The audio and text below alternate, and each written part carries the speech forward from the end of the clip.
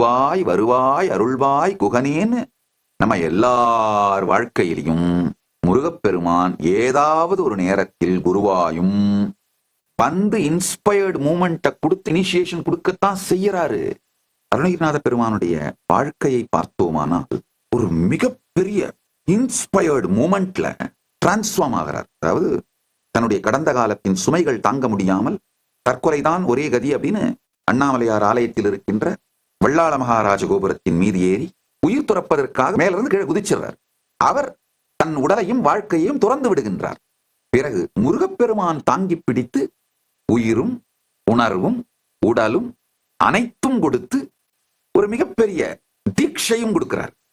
அந்த inspired moment, பெருமானே தரிசனம் கொடுத்த உச்ச ஞான அனுபூதி, இன்ஸ்பயர்டான மூமெண்ட்ல நடக்கிற அந்த இனிஷியேஷன்ல வாழ்க்கை டிரான்ஸ்ஃபார்ம் ஆகுது. அதுக்கு பிறகு டிசிப்ளின், கன்சிஸ்டன்சி, நல்லா புரிஞ்சுக்கோங்க. இந்த இன்ஸ்பயர்டான மூமெண்ட் நம்ம எல்லார் வாழ்க்கையிலுமே வரும். அது மாதிரி ஒரு இன்ஸ்பயர்ட் மூமெண்ட் நடக்காதவங்க இப்ப நிச்சயமா உட்கார்ந்து இந்த சத் சங்கத்தை கேட்டுட்டு இருக்க மாட்டீங்க. நல்லா புரிஞ்சுக்கோங்க. இந்த சத் சங்கத்தை கேட்கறீங்களா, ஸ்க்ரோல் பண்ணாம கேட்கறீங்கன்னாலே அந்த மாதிரி ஒரு இன்ஸ்பயர்ட் மூமெண்ட் உங்களுக்குள்ள நடந்திருக்கு, தீட்சை நடந்திருக்கு அப்படிங்கறத புரிஞ்சுக்கோங்க. இது சத்தியம். இல்லைன்னா இப்போ நடக்குது, அதனாலதான் உங்களால பார்க்க முடியுது.